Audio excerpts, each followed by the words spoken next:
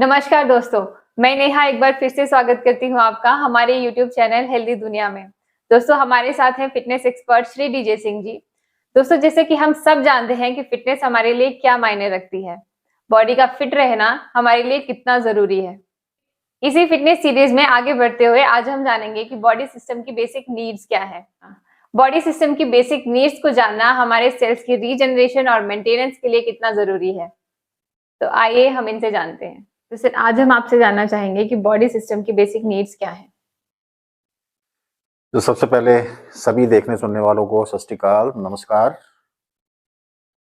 Body की जो basic needs हैं जी ये जस्ट इसी तरह से जैसे हम अपनी गाड़ी को मेंटेन रखने के लिए उसकी जो बेसिक नीड्स हैं उसका ध्यान रखते हैं। ओके लेकिन गाड़ी का क्या है कि जिस भी कंपनी की गाड़ी खरीदते हैं ना तो वो हमें उसकी एक मैनुअल बुक दे देता है। हम्म और वो मैनुअल बुक में वो सारी इंस्ट्रक्शंस लिखी होती हैं कि क्या करना है, कौन सा फ्यूल इस गाड़ी में डलता है, सर्विस कितनी देर बाद करवानी है, सर्विस जब करेंगे तो ऑयल कौन सा डालना है नीचे, जी जी ग्रीसिंग कब कब करनी है, किस स्पीड पर इसको चलाना है, किस स्पीड पर इसका कौन सा गियर चेंज करना है, ये सारी इंस्ट्रक्शंस लिखी होती हैं। जब हम उन इंस्ट्रक्शंस को फॉलो करते हैं तो प्रॉपर वो गाड़ी जो है वो हमारी सालों साल बढ़िया रहती है।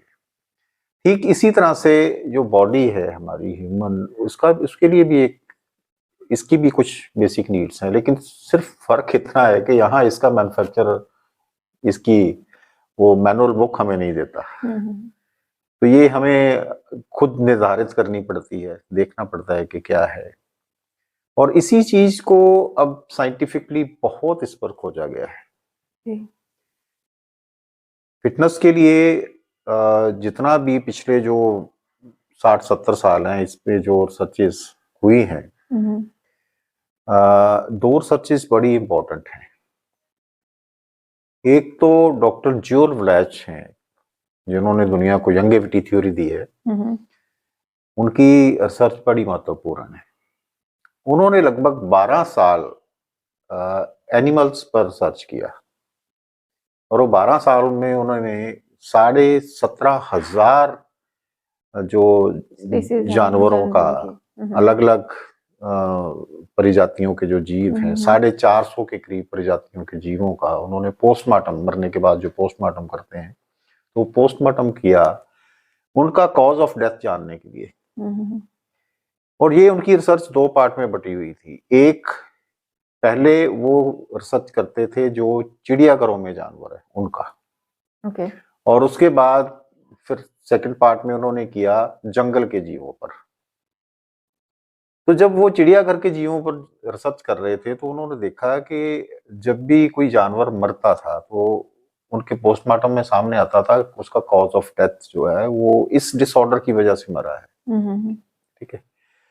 तो यानी कि जैसे इंसानों में तरह तरह की प्रॉब्लम्स हैं वैसे ही उन जीवों में भी प्रॉब्लम्स मिलती थी। तो उन्होंने फिर स्टार्ट किया जंगल के जीवों पर। लेकिन जैसे ही वो जंगल के जीवों में पहुंचे और वहां कोई जानवर मर जाता था, मिलता था, तो उसकी जब वो पोस्टमार्टम करते थे तो उनका जो कॉज ऑफ डेथ था वो नेचुरल आता था, किसी डिसऑर्डर की वजह से नहीं, उनमें कोई डिजीज या कोई डिसऑर्डर नहीं मिला।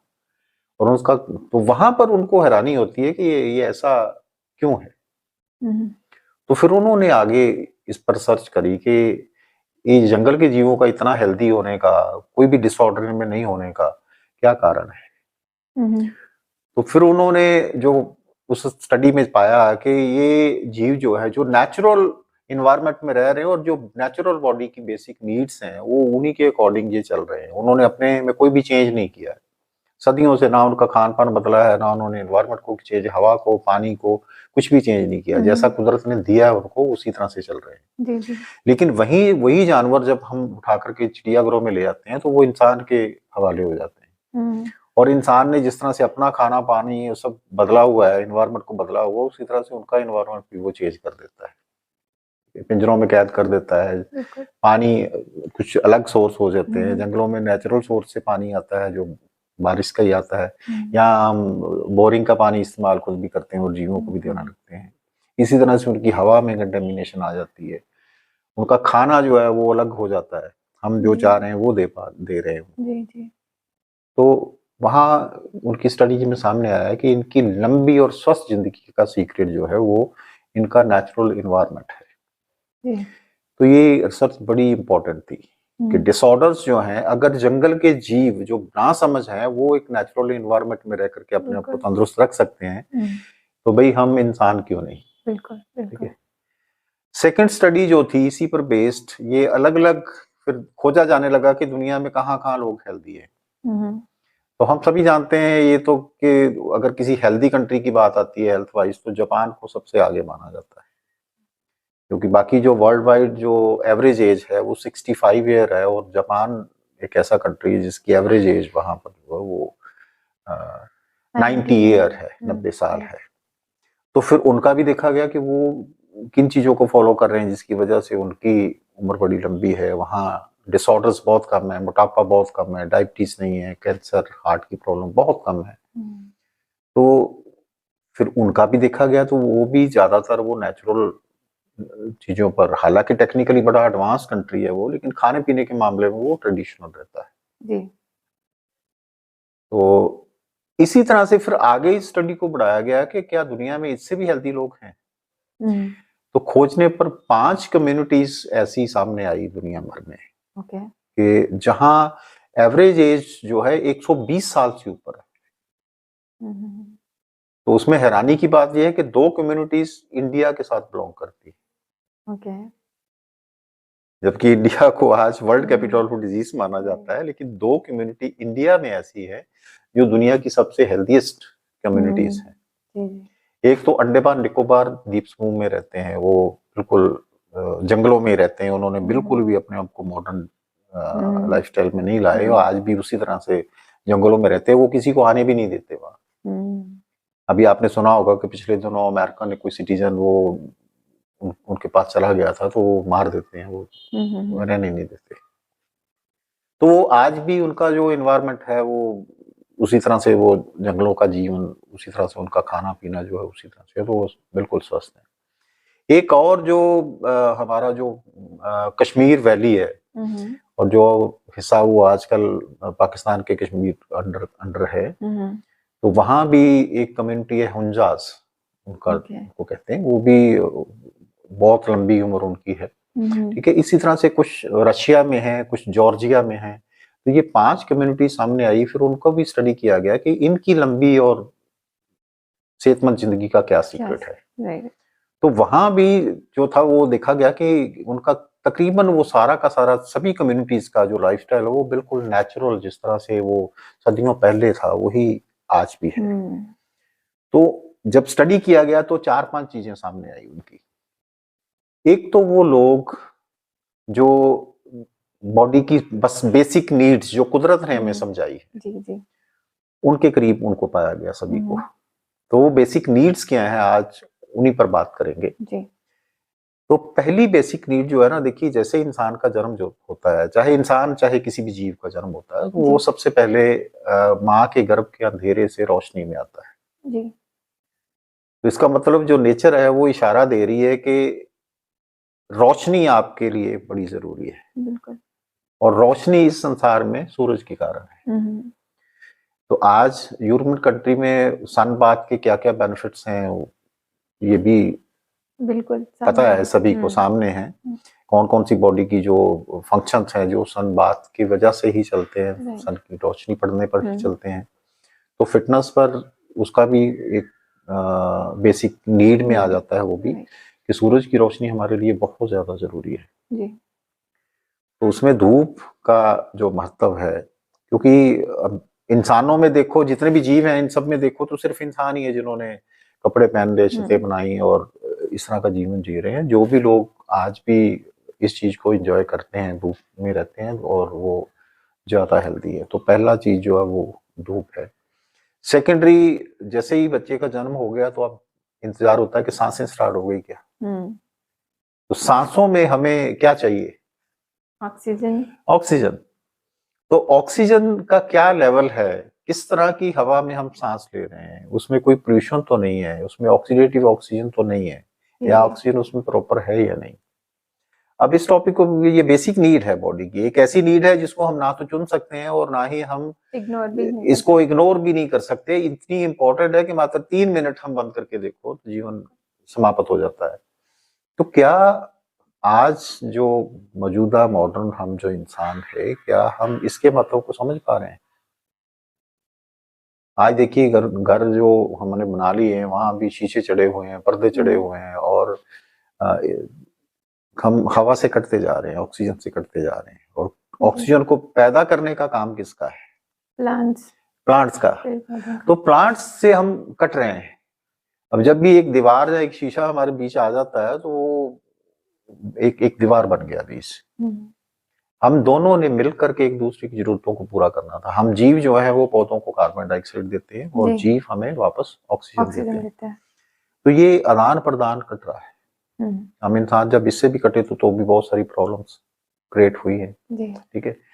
नेक्स्ट फिर आ जाता है कि बच्चे की जब सांसें भी स्टार्ट होगी तो फिर होता है कि अब इसको साफ करो, सफाई। क्योंकि जो भी एक शरीर मिला है वो सेल्स का बना हुआ है और सेल्स को पहले मेंटेनेंस चाहिए। और इसका महत्व हर एक जीव भी जानता है, चाहे वो बेजबार है। आपने देखा होगा गाय भैंस है तो वो अपने बच्चे को चाट चाट के साफ करती है और कोई साधन नहीं होता उनके पास। तो अगर सफाई इतनी ज्यादा महत्वपूर्ण है और इसको भी समझा गया है कि ये है सेल की मेंटेनेंस, जो सेल मिले हैं पहले सबसे उनको मेंटेन करना हम सीखें। लेकिन हम इंसानों की जो सफाइयां है उसमें जब केमिकल शामिल हुए, तरह तरह के साबुन, शैम्पू, डिटर्जेंट्स ये जब शामिल हुए तो ये सिंथेटिक केमिकल ने हमारे सेल्स को प्रोटेक्ट करने की बजाय डैमेज करना स्टार्ट किया और एक पोल्यूशन क्रिएट करना स्टार्ट किया। ठीक है। हम सभी जानते हैं कि ये जो पोल्यूशन नाम का दायरा हुआ पिछले 100 साल की ही देन है, कोई ज्यादा पुराना नहीं है। उससे पहले कभी पोल्यूशन की बात नहीं होती थी। तो इस कदर हमने अपने इन्वायरमेंट को, अपनी धरती पानी को केमिकलों से बिगाड़ा अपने चारों तरफ अपनी सफाई के जरिए ही, कि आज हमारे सामने एक बड़ा क्वेश्चन खड़ा हो गया कि आने वाली जनरेशंस के लिए हम, बल्कि अब तो नई जो जनरेशन है उन्होंने इल्जाम भी लगाना शुरू कर दिया। अभी मैं पिछले दिनों एक बड़ा वीडियो वायरल हुआ था, वो यूएनओ में एक 15-16 साल की बच्ची ने एक स्पीच दी थी, वो काफी वायरल हुई थी। उसने सीधा कहा था कि पिछली 2-3 जनरेशन में ने हमारा जीने का हक जो है वो छीन लिया है। तो कब हम जागेंगे? जब आने वाली जनरेशंस को खत्म करके छोड़ेंगे या हम पहले ही जाग जाएं? और तो ये बेसिक नीड है बॉडी की सफाई, तो लेकिन सफाई किस तरह की? तो इस पर भी हमें ध्यान देना है। अब नेक्स्ट आ जाता है फिर बच्चे को भूख लगती है। छोटा बच्चा जब सफाई भी कर दिया, अब उसको भूख लगी है तो कहा जाता है कि इसको अब माँ का दूध दो। क्योंकि माँ का दूध जो है वो बच्चे के लिए एक आइडियल डाइट माना जाता है। और उसको आइडियल डाइट इसलिए माना जाता है कि वो माँ के दूध में वो सभी पोषक तत्व मौजूद हैं जो उस बच्चे को चाहिए। हर जीव अपनी माँ के दूध के बीच जो इंग्रेडिएंट्स हैं, जो न्यूट्रिशन है, उनको बाद में नेचर से खोज लेता है। घास से मेरे को कौन से पत्ते खाने, अगर मांसाहारी है या शाकाहारी जीव है तो हर एक जीव अपनी अपनी डाइट जो खोज लेता है।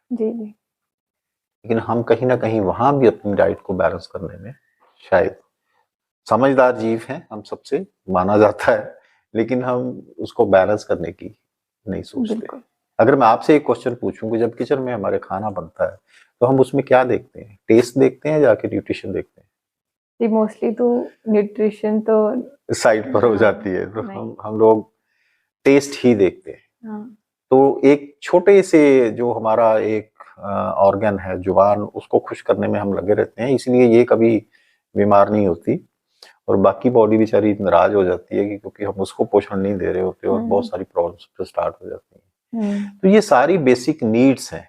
ये जब हम बेसिक नीड्स को समझा फिर साइंटिफिकली और फिर उसको इम्प्लीमेंट किया गया, तो देखा गया कि एक तो जितने भी डिसऑर्डर्स आज की डेट में हो रहे हैं, चाहे वो डायबिटीज है, हार्ट प्रॉब्लम है, कैंसर है, आर्थराइटिस है, तो ये जितनी भी प्रॉब्लम्स आ रही हैं वो सारी की सारी प्रॉब्लम भी सॉल्व होने लगी और एक लंबी स्वस्थ जिंदगी मिलने लगी इंसान को। तो फिटनेस साइंस जो है ये एक आर्ट ऑफ हेल्दी लिविंग है, क्योंकि आप देखोगे जब बेसिक नीड्स का ध्यान रखना किसको है? अब मान लीजिए मेरी बॉडी की बेसिक नीड्स हैं तो उसको उसका ध्यान कौन रखेगा? कोई बाहर से आकर खुद रखेगा, रखेंगे। मुझे को खुद ही रखना पड़ेगा। बिल्कुल खुद रखना पड़ेगा। तो खुद रखना पड़ेगा और ये सब खुद करना पड़ेगा, ये हम किसी पर डिपेंड नहीं हो सकते। हाँ, अगर हमें एजुकेशन नहीं है तो एजुकेशन हम कहीं से ले सकते हैं, जी यहाँ से भी मिल जाए, वो एजुकेशन लेकर के इम्प्लीमेंट हमें खुद ही करना होगा। जी तो ये जो बेसिक नीड्स हैं जब हम इक्वल कर लेते हैं, एक जैसे जंगलों के जीव हैं, आप देखिए अलग अलग झुंडों में अलग अलग प्रजातियों के जीव रहते हैं। शेरों का झुंड अलग मिलेगा, हाथियों का झुंड अलग मिलेगा, हिरणों का झुंड अलग मिलेगा। लेकिन जब भी आप उन जीवों को देखोगे तो उम्र में छोटे बड़े, आकार में छोटे बड़े हो सकते हैं, लेकिन शेप सबकी एक जैसी होगी। जी जी आपको कोई नहीं मिलेगा कि एक तो बहुत मोटा है और एक बहुत दुबला पतला है, ऐसा नहीं होगा। ठीक है, सब एक जैसी शेप में मिलेंगे। बिल्कुल। हाथी है तो सभी एक जैसी शेप में, शेर है तो एक जैसी शेप में। तो लेकिन जब हम इंसानों की बात करते हैं तो आप देखिए कि वो सब अलग अलग शेप में मिलते हैं। ठीक है, कोई मोटा है, कोई दुबला है, कोई कैसा है। जी तो जी ये जो है ये सिर्फ हमारी ईटिंग हैबिट्स, जो बेसिक नीड्स हैं बॉडी की, जब उनको हमने अलग अलग अपने अपने नजरिए से उनको निर्धारित किया हुआ है और वहां से हम तरह तरह की हमारी शेप भी बदलती है और हमारे डिसऑर्डर भी अलग अलग बनते हैं जी जी और फिर हम ट्रीटमेंट के चक्कर में पड़ते हैं। जबकि हमारे सदियों से बुजुर्गों ने हमें समझाया हुआ है कि prevention is better than cure. Sure. तो हम क्यों नहीं प्रिवेंशन पर जाते? बिल्कुल। तो एक तरह से ये जो फिटनेस साइंस है ये सारी की सारी प्रिवेंशन साइंस है। तो हर इंसान इस साइंस को समझ करके अपने जीवन में उसको धारण कर कर राइट। अपने आप को स्वस्थ रख सकता है और सकता है। सारी जिंदगी अपने एक स्वस्थ जिंदगी, एक एनर्जी से भरपूर जिंदगी जी सकता है। जी जी जी सर, बहुत बहुत धन्यवाद आपका इस महत्वपूर्ण जानकारी के लिए। आपका भी बहुत बहुत धन्यवाद। तो दोस्तों, जैसे कि आज हमने जाना बॉडी की बेसिक नीड्स के बारे में, इस सीरीज में आगे बढ़ते हुए हम हर एक बेसिक नीड के ऊपर विस्तार से चर्चा करेंगे। दोस्तों, अगर आपको ये जानकारियां अच्छी लग रही हैं तो हमारे चैनल को सब्सक्राइब करें, शेयर करें ताकि ज्यादा से ज्यादा लोग इसका फायदा ले सकें। बेल आइकन दबाएं ताकि आने वाली वीडियोस की अपडेट आपको मिलती रहे। मिलते हैं आपसे अगली वीडियो में। धन्यवाद।